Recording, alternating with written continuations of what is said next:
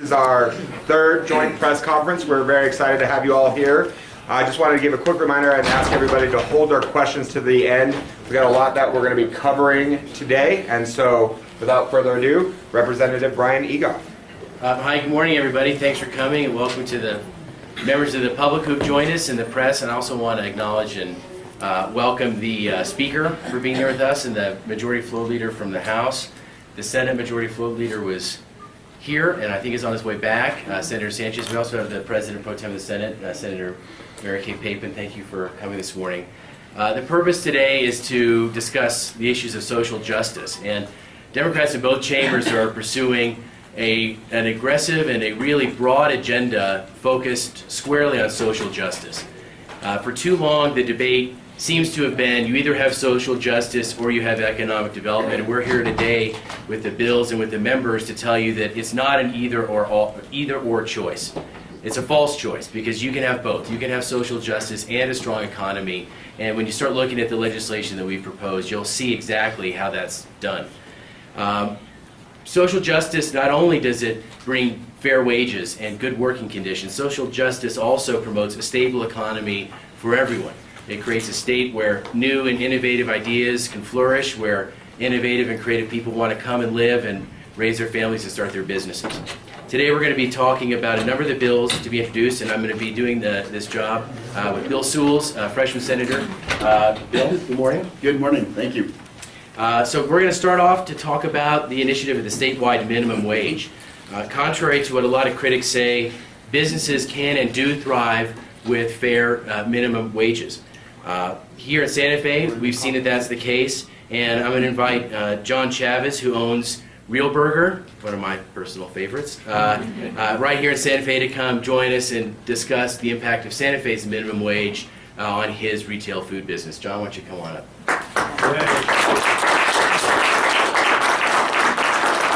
Thank you, Brian, and thank you all for being here. And I hope I don't bore you to death, but I think this is a subject that has been overlooked and really at the forefront of our economy. I think that the wages, starting from the ground up, need to be addressed and need to be addressed by employers like myself. I've been in business for 28 years on my own, in this business for 36 years. And in fact, this is my anniversary month, February. I bought Real Burger in '85. But anyhow, since I bought Real Burger, I felt that that a fair wage for a good amount of work, for a productive job, for something that that people are doing and really enjoy, they need to get compensated for it. And I truly believe that that there's better morale, when a person is getting compensated for a job well done, both at home and at work. They bring a paycheck home to mama and they say, here it is. And if it's too low, she's not going to be happy. And you guys know that if mama ain't happy, nobody's happy. So it's a widespread morale issue to begin with. And at work, they do a better job. They're, employees are more productive when they're getting paid more.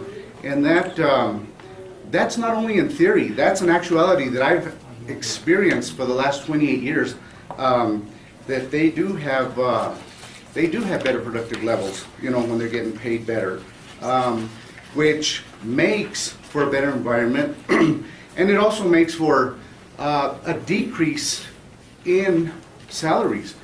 And I know that we're talking about increasing, and that's all good, but for the individual that is working, they need to know that their productivity, their actions, their hard work is being compensated. If we don't have, an excess amount of employees, then you're able to keep those others that you do have that are being productive at a fair and above a minimum wage, which is what I have done since day one. When I was asked to come speak here, my comment was, well, you know what, this minimum wage doesn't really affect me because I've never had employees that are at minimum wage. I feel that the compensation has always been fair and then some, and I feel that the employer statewide should be looking at this in a way that that it affects the entire community. Because in giving the wages to these employees who are doing a fine job, you know, not only do you create a good community within your business, but a good community within your community where the monies are being distributed. It just makes sense to me, and it's always worked. I don't have any, you know, I don't have any plans on regressing into, you know, a minimum wage scale that isn't appropriate for people that are, you know, cooking or waiting tables or what have you, need to go back to. I feel that this needs to be something that we progress in and be, you know, a topic of well issue that are addressed, rather, that is going to be, you know, taken seriously. You know, I think that that employers, companies, corporations have had their share of taking advantage of people, you know, and like I say, I came up through the ranks. I'm sure that many of you have come up through the ranks, and when you were down, you know, starting out in an intro position, you would have liked higher pay, and you would, as you gain more knowledge, you wanted more pay for what you knew. And you know, we try to instill in people, the more you know, the more you're worth. Well, I don't think that's been the case here in New Mexico as far as the minimum wage is concerned.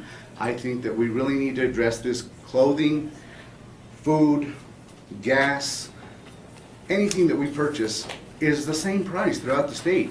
So why are we focusing only on Santa Fe having the wage at what it is, which I think is great, but I think it should be statewide and let these other people, you know, flourish as well as the ones that are here in Santa Fe.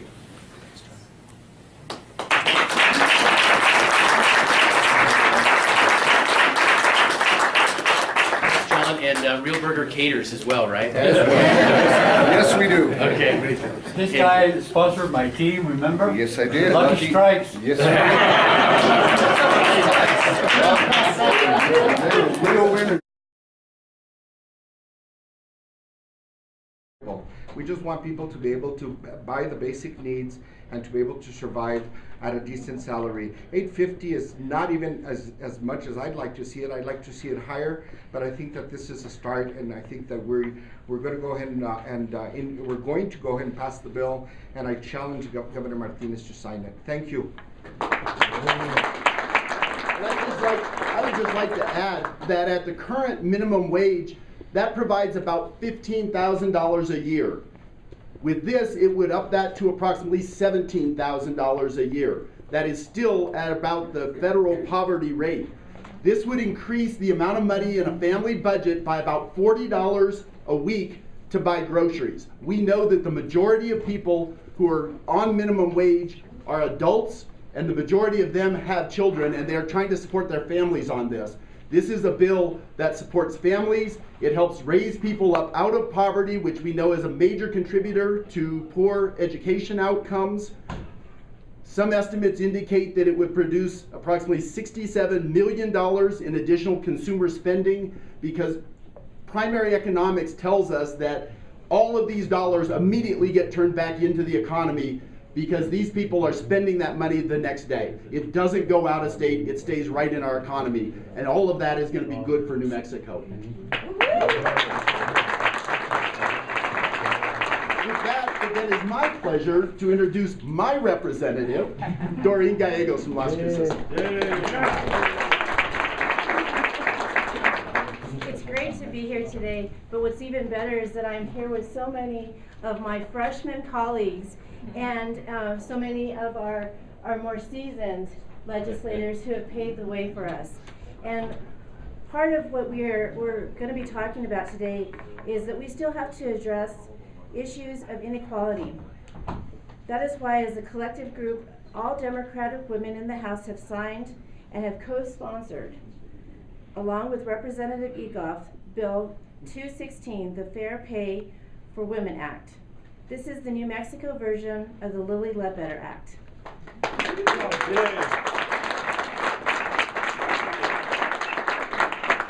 Democrats are committed to equality in pay and will not accept or tolerate discrimination for any reason, let alone somebody's gender. Women are often the sole breadwinners for their families, or they have an increasing role in providing resources for their families and their financial needs. Like the minimum wage, when there is pay equality, the money is reinvested right back into local communities.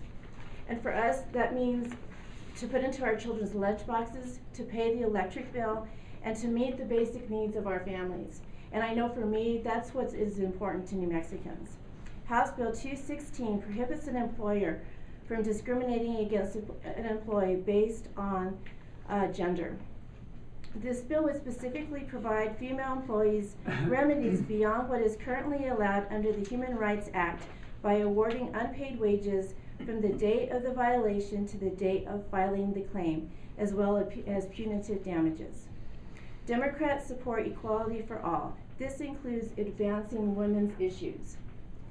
Women have very specific issues that are close to our hearts, and Democrats have opposed the war on women's health choices, but we will not stop there. Democrats are prepared to fight for a woman's right to fair pay.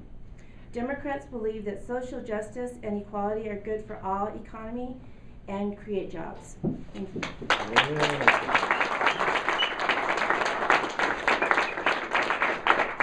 Well, we're off track here. So, go ahead. All right. So, and how about our freshman women, right? I mean, come on.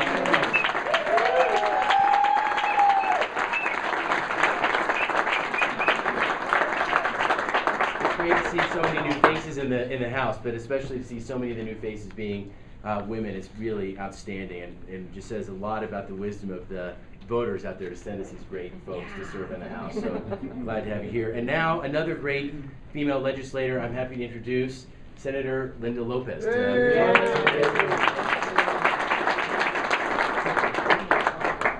Good morning, everybody, and happy Monday. Back in 1848, the first convention to discuss the rights of women was held. It was attended by 68 women and 32 men. 165 years later, we now have the right to vote as women. We have Roe versus Wade, and we have a president that realizes discrimination in healthcare is wrong. In 2014, the Affordable Care Act will implement something long overdue, and that's the clause to assure that there is no discrimination based on gender in healthcare. We've come a long way, baby, right? Everybody knows that one. But in 2009, our president signed the Lilly Ledbetter Act, which addresses how and when a woman may file a lawsuit for wage discrimination. I too am proud to sponsor on the Senate side, along with Representative Gallegos, Senate Bill 402, again the Fair Pay for Women Act. And this bill in particular says that no employer shall discriminate within any establishment between employees on the basis of sex by paying wages to employees in the establishment at a rate less than the rate that the employer pays wages to employees of the opposite sex for equal work on jobs in the performance of which requires equal skill, effort, and responsibility that are performed under similar working conditions. We are here highlighting this bill today along with the minimum wage increase bills because these are issues that are important to us as Democrats. Our theme today is social justice, and as a woman, a single parent, as many that there are in our communities, providing services to women that are in need or underserved by many communities here in our state, this is part of the social justice that we have to continue working to eradicate all those bad things that continue to hurt. There are bills that I am sponsoring that relate to social justice, and they are also in a handout that you have received, and I just want to highlight a few of them. One is Senate Bill 43 that requires health services for pregnant women. Senate Bill 45 to prevent births among adolescents, which is a big issue in our state and how we address those issues. Senate Bill 46 and 74, Sexual Assault Prevention Services. Senate Bill 49, Children, Youth, and Families Department statewide domestic violence programs. Senate Bill 381, which is adult basic education, funding, and tests. Senate Bill 382, excused school absences for pregnancy. And there's also Senate Bill 92, no pricing difference based on gender. We here as a legislature have to continue to be diligent to protect our rights, the rights of our citizens, and always have their best interests in mind. This is the social justice conversation that we have begun and will continue to have in this legislature. because those that we represent are the ones who don't have a voice. And that is something I know that we as Democrats always support, and especially with regards to how all of the legislation and all our laws affect our families. That is the crux of everything that we do. So with that, I'd like to take a few minutes here to introduce Speaker Kenny Martinez. If you would please join us, thank you.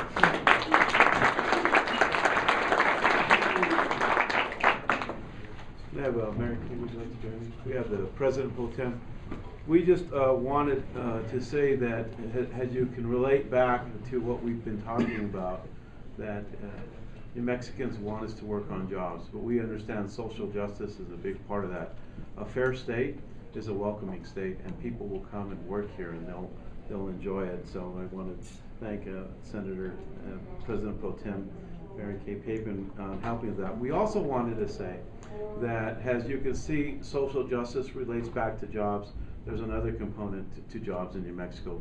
That's having a well-educated youth, having a process of education, K through 12 and higher ed, that prepares our New Mexico citizens for the future and keeps them here, so that they don't have to go out of state to get the employment based upon their ability that they learned in our educational system. So next week, we're going to let you know, we're going to have a come together and talk to you about education. Mary Kay, I don't know if you wanted to add anything to that. No, except I'd like to echo what you're saying, and I think that is right. When we're looking at education, I think our children are our biggest natural resource, and we need to make sure that they are educated, that they're educated properly, that they're going to be able to find jobs in New Mexico instead of having to go to other states to find jobs, and that they're going to have the wonderful equal pay, particularly women in the system, that we're going to be able to do those sorts of things for our citizens. Thank you. Thank you.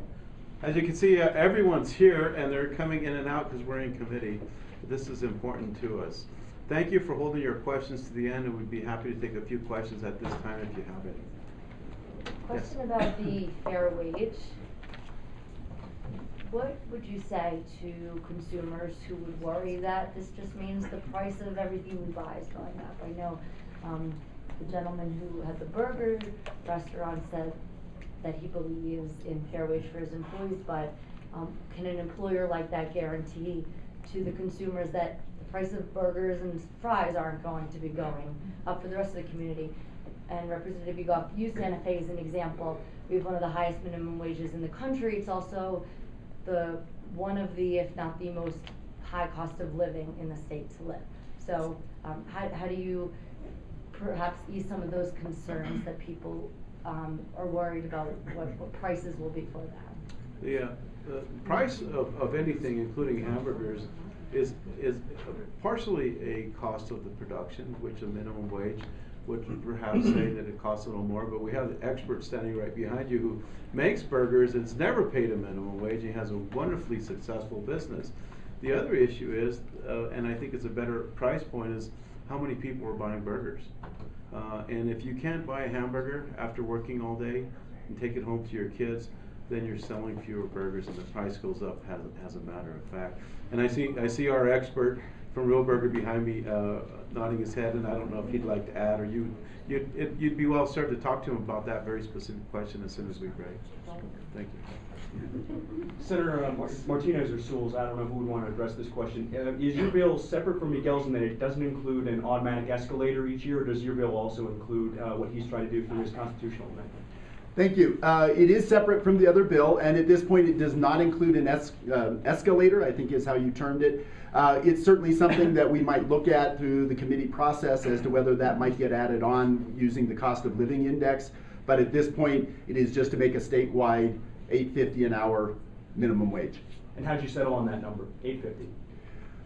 That, I believe, is what Albuquerque currently has as their state, or as their minimum wage, and I think that's appropriate statewide. That also is where some of the discussion nationally is that to settle somewhere around $8.50, but nationally they're having a little trouble talking to each other, and so we thought we ought to do that ahead of time.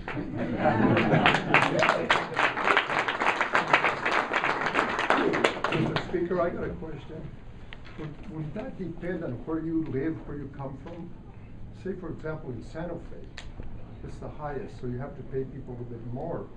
when you go to the outlying places like different places in New Mexico, you can afford to pay some of these wages. That's a good question. I think it was, we talked about it in the press conference. Across New Mexico, and I come from rural New Mexico, prices are the same, if not higher. So for our rural residents, a lot of times our price of gasoline, price of groceries, all those things are a little bit higher than the city because there's more of a competition. So you can imagine how painful that is on a family budget, not being able to feed your kids, having enough money to have at least some of the things, not just the necessities, but once in a while, like I said on the first day, maybe have enough money to take your kids on a trip or something like that, go fishing. But that's a great question for our Chairman of Appropriations. We have time for one more question and then we'll need a break. Yes? I'm an old business writer, and you know and I know that the business community is going to say, you're squeezing the turnip. We're struggling now, we can't afford it. What do you say to them? Well, I would say to them, look at what's happened both in Santa Fe and now in Albuquerque. That's a pretty good indicator, number one. And number two is most businesses understand that you have some type of cost of living increase in everything you do, but when a minimum wage stays at the minimum without being touched by human hand, by legislative hand, policy hand, for so many years, then you start getting upside down. And you're actually, what you're doing is you're hurting the demand side of the economy, where people would have money to come and purchase goods. It'll be good for business. It's a moderate increase, and I don't know if Senator Sewell's or Yes, Senator. if I may, I actually did a bunch of research on this, and minimum wage is probably the most highly researched area of economics in the country, and all of the research has indicated that it is either positive for business or neutral. There is very little research studies that show any negative impact to the business community, either in the cost of services, closing businesses. There's always that concern. The research indicates every time it's been raised, it just doesn't play out as being true. And thank you. Yes. You know, just a little bit of the Santa Fe perspective on this, because we've been doing this experiment in a heavily service-based economy since the minimum wage was enacted in Santa Fe. Right now, the community that we're all in is experiencing the best job growth in the whole state. If Santa Fe were not part of the economy, our statewide job losses would be even worse. And we've had this growth and this expansion, this rising of the economic well-being of our people in spite of the minimum wage. I would say it's not in spite of it, it's because of it. And one final piece about the question about is this going to make hamburgers and french fries higher if we pass the Fair Pay Act for women? I would say if someone is discriminating against women on purpose and is paying women less for the same job, and we fix that, and it means a price of a hamburger and french fries goes up a nickel, it needs to go up a nickel, because it's not right. It's just not right that there are businesses, and we know that there are businesses who are purposefully discriminating against women, and that needs to change as a matter of social justice, and that will improve the economy throughout for everybody that lives here. Can you just explain how, is there a loop in the federal laws that govern fair wage? So what this does is right now, and the best way I can think about it is if you're a woman working in a business in Raton, and you're being discriminated against on your wages because of your gender. Right now, the only way to bring a claim for that is in federal court. So you find a lawyer, file a claim in federal court, and by the luck of the draw, you might get assigned a judge in Las Cruces. Well, if you're earning $22,000 a year and you've got 2 kids, how in the world are you going to find justice driving to Las Cruces for every hearing? What this does is it allows the claim to be brought in state court. So that means you get justice closer to home.